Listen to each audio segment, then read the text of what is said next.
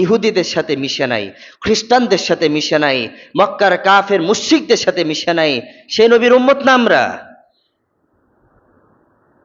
সেই নবীর উম্মত কিভাবে বলতে পারে সব ধর্ম সঠিক, কোন ধর্ম বেঠিক নয়? সেই নবীর উম্মত হয়ে কিভাবে বলতে পারে আল্লাহকে পাওয়ার জন্য যে কোনো ধর্মের মধ্যে থাকলেই যথেষ্ট? আমাদের অনেক মুসলমান ভাইয়ের এই কথা বলে ফেলে, সব ধর্মই নাকি ঠিক, সব ধর্ম ঠিক, সব কালচার ঠিক, সব ইবাদত ঠিক, সব পথ ঠিক। এটাই যদি হতো, ইহদিনাস সিরাতাল মুস্তাকিম সূরা ফাতিহার মধ্যে একটা রাস্তার কথা কেন বললেন আল্লাহ? ইন্নাদ দীনা ইনদাল্লাহিল ইসলাম, আল্লাহ তাআলা কেন দিন হিসাবে ইসলামকে গ্রহণ করলেন যদি সব ধর্ম ঠিক হয়? ওয়ামান ইয়াবতাগি গায়রাল ইসলামি দীনান ফালা ইউকবালা মিন, যদি ইসলাম ছাড়া সকল ধর্ম ঠিক হয়, কেন আল্লাহ এই কথা বলে দিলেন ইসলাম ছাড়া অন্য কোন ধর্মের কালচার আমার কাছে গ্রহণযোগ্য নয়? কেন আল্লাহ এই কথা বললেন? এই আয়াতগুলো কি কোরআন থেকে মিটে গেছে? না কোরআনেও আছে, এখনো আছে তো কোরআনে। ওয়ালা আনতুম আবিদুনা মা আবুদ।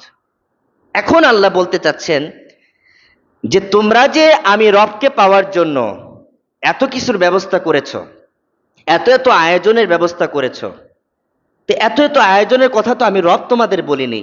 আমি রব তোমাদেরকে আমাকে পাওয়ার জন্য দুইটা রাস্তা রেখেছি, ওয়া আতিউল্লাহ ওয়া আতিউর রাসূল। আমি দুইটা রাস্তা রেখেছি। একটা রাস্তা হচ্ছে কোরআনকে অনুসরণ করা, দুই নাম্বার রাস্তা হচ্ছে হাদিসকে অনুসরণ করা। আল্লাহকে পাওয়ার জন্য আমাদের রাস্তা কয়টা? দুইটা। একটা হচ্ছে কোরআনের দিক, আর একটা হচ্ছে কোথায়? হাদিসের দিক। কোরআন হচ্ছে স্বয়ং আল্লাহ তাআলার প্রামাণ্য এক গ্রন্থ। এই গ্রন্থের মধ্যে আমাদের গোটা লাইফ লাইন যুক্ত রয়েছে। আমাদের জীবনে যা কিছু প্রয়োজন, জীবন ব্যবস্থা, ন্যায় বিচার, আচার আচরণ, চলাফেরা, উঠা বসা, খাওয়া, সব ওভারঅল সব কিছু কোরআনের মধ্যে বর্ণিত। এখন এই কোরআনকে মানতে গেলে, কোরআন অনুযায়ী চলতে গেলে কাকে লাগবে? হাদিস লাগবে। কাকে লাগবে? হাদিস লাগবে। কারণ কোরআনের পুরাটা অংশের পুরাটা ব্যাখ্যা নবী আলাইহিস সালাতু ওয়াস সালামের জবানের মধ্যে ছিল, আর ওই জবানটাকে বলা হয় হাদিস। ওয়ালা আনতুম আবিদুনা মা আবুদ ওয়ালা আনা আবিদুম মা আবাদতুম। এই দুইটা আয়াতের মধ্যে বলা হয়েছে তোমরা যে ইবাদত করো এবং তোমাদের ইবাদতের যে পদ্ধতিটা আমি রবের কাছে পছন্দ হয় নাই।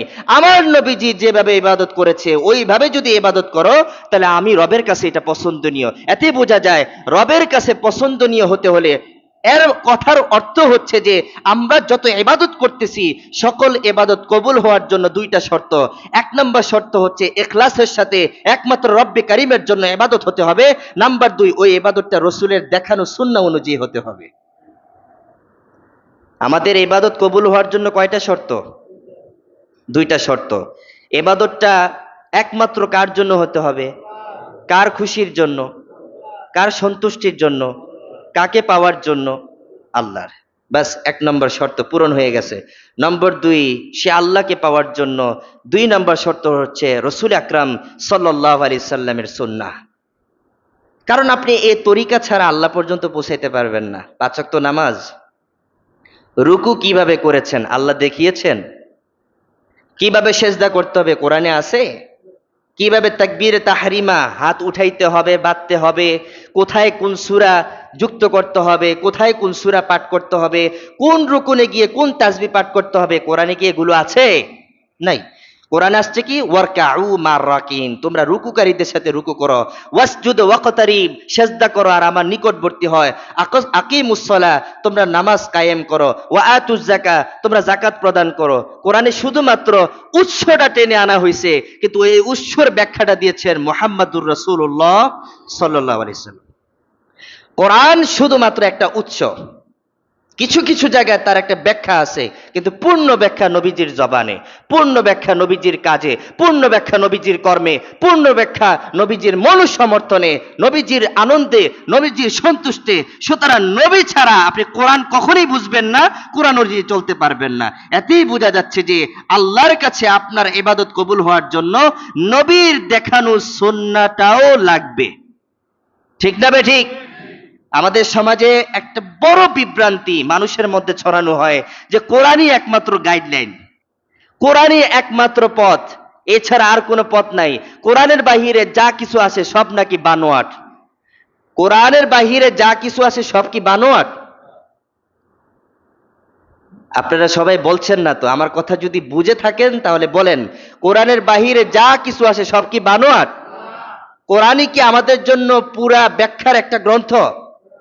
কোরআন যদি ব্যাখ্যার গ্রন্থ হয় তো কোরআন ৬,২৩৬ আয়াতে সীমিত থাকতো না, লিমিটের মধ্যে থাকতো না। এই কোরআন হতে হতে হতে হতে হতে হতে হতে হতে হতে হতে গোটা দুনিয়া ভরে যেত, তারপরও এই কোরআন কখনো শেষ হতো না। ঠিক না ঠিক? যদি আপনি কোরআনকে কমপ্লিট একটা লাইফ মনে করেন, এই কোরআনকে যদি আপনার জীবন ব্যবস্থার চূড়ান্ত অধ্যায় মনে করেন, হ্যাঁ এটা চূড়ান্ত একটা গ্রন্থ, এটা চূড়ান্ত গ্রন্থ, এ ব্যাপারে কোনো এশকাল নাই, এ ব্যাপারে কোনো দ্বিমত নাই। কিন্তু এই চূড়ান্ত গ্রন্থটাকে আল্লাহ তাআলা উৎস হিসাবে রেখেছেন। কি হিসাবে রেখেছেন? উৎস, গোড়া, শিকড়। কিন্তু এই শিকড় যে আসলেই শিকড়, এটাকে পরিচয় করায় দেয় তার ফল। ঠিক না ভাই ঠিক? এটা যে আসলেই গোড়া, এটা যে আসলেই একটা শিকড়, এটার যে একটা ফলন আছে, এটার পরিচয় করায় দেয় এই গাছের শাখা প্রশাখা আর এই শাকের ফল। সুতরাং এই গাছের যদি শাখা প্রশাখা গজায়, এই গাছের যদি ফল গজায়, বোঝা যায় এই শিকড়ের মূল্য আছে। ঠিক না ভাই ঠিক? কোরআন হচ্ছে একটা শিকড়, আর এর মূল্য হচ্ছে, এর ফলাফল হচ্ছে নবী আলাইহিস সালাতু ওয়াস সালামের সুন্নাহ ও হাদিস। সুতরাং আপনি যদি সুন্নাহ পালন না করেন, হাদিস যদি পালন না করেন, আপনি কখনো কোরআন বুঝবেন না, কোরআন অনুযায়ী চলতে পারবেন না। আমাদের সমাজে একটা বড় গোত্র আছে, ফেতনা গোত্র। তারা বলে হাদিস হচ্ছে বানোয়াট, হাদিস হচ্ছে জাল, হাদিস এটা কোনো কোরআনের কোনো বিষয় না, কোরআনই একমাত্র লাইফ, কোরআনই একমাত্র গাইড, কোরআনই একমাত্র পথ, এটি একটা রাস্তা, এটার বাহিরে আর কোনো রাস্তা নাই।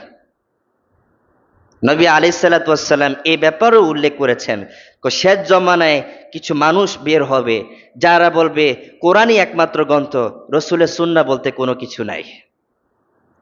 আচ্ছা, তার চেয়ে বড় কথা হচ্ছে, যদি রসুল আকরাম সাল্লাল্লাহু আলাইহি সাল্লামের হাদিস না থাকে, একমাত্র কোরআনই যদি থাকে, আপনারা আমাকে বলবেন কোরআনের ৬,২৩৬, মতান্তরে ৬,৬৬৬টা আয়াতের মধ্যে নবীজি কিভাবে চলেছেন এরকম একটা বর্ণনা কি কোরআনে আছে? আচ্ছা, এখানে এমন কোন ব্যক্তি আছেন পুরা কোরআন শরীফ অনুবাদ শেষ করেছেন? কে শেষ করেছেন? আপনি তো শেষ করেছেন। আপনি বলেন তো, পুরা অনুবাদের ভিতরে নবীজি কিভাবে চলেছেন, তার চলার পদ্ধতি কেমন ছিল, তার কথা বলার ধরন কেমন ছিল, তিনি কিভাবে কথা বলতেন, তার চেহারা কেমন ছিল, তিনি কিভাবে চলতেন, মানুষের যে কিভাবে তিনি প্রেজেন্টেশন তুলে ধরতেন, এগুলোর বর্ণনা কি কোরআনে আছে? নাই। এখন বলা হচ্ছে যে আপনি যে নবীর সাথে জান্নাতে থাকতে চান, তো নবী ওয়ালার মতো বা নবীর মতো কি চলতে হবে না? এখন নবীর মতো চলতে গেলে আপনি তো কোরআনে দেখতেছেন নবীর মতো কিভাবে চলবে, সেটা তো কোরআনে নাই। এখন আপনি যদি হাদিসই বাদ দিয়ে দেন, হাদিসের মধ্যে নবীজি কেমন ছিলেন, কিভাবে চলেছেন, কিভাবে খেয়েছেন, কিভাবে হেঁটেছেন, কিভাবে মানুষের সাথে কথা বলেছেন, কিভাবে তার পুরা ওভারঅল পুরা বডিটাকে তিনি সমাজের মধ্যে বিলিয়ে দিয়েছেন, এটা আপনি হাদিসে গেলে পাবেন, কোরআনে পাবেন না। এখন সেই নবীর সাথে যদি জান্নাতে থাকতে চান, তো নবীর মতো চলতে হবে, আর নবীর মতো চলতে গেলে তো আপনাকে হাদিসে যেতে হবে। আচ্ছা ধরেন আপনি নবীর মতো চলতে হবে না, নবীর মতো আচরণ করতে হবে না, কিন্তু যেই কোরআনটা নবীর উপরে নাজিল হয়েছে, ওই নবীকে কি অস্বীকার করতে পারবেন? নবীর উপরে যে কোরআন নাজিল হয়েছে, এই নবীকে অস্বীকার করলে তো কোরআনই অস্বীকার হয়ে গেল। ঠিক না বে ঠিক? এবার আসেন কোরআনে কারিমে আল্লাহ আয়াত নাজিল করছেন, মা আতাকুমুর রাসূলু ফাখুযু ওয়া মা নাহাকুম আনহু ফান্তাহু। আল্লাহ আয়াত নাজিল করলেন, হে দুনিয়াবাসী, মা আতাকুমুর রাসূল ফাখুযু, নবীজি তোমাদের জন্য যা কিছু নিয়ে এসেছে, নবী তোমাদের জন্য যা কিছু নিয়ে এসেছে তা তোমরা গ্রহণ করো। প্রশ্ন হচ্ছে, নবী কি শুধু কোরআন নিয়ে এসেছে? আয়াতে কি বলছে? আয়াতে কি একথা বলছে নবীজি তোমাদের জন্য কোরআন নিয়ে এসেছে, তোমরা গ্রহণ করো? আয়াতের অর্থ কিন্তু এটা নয়।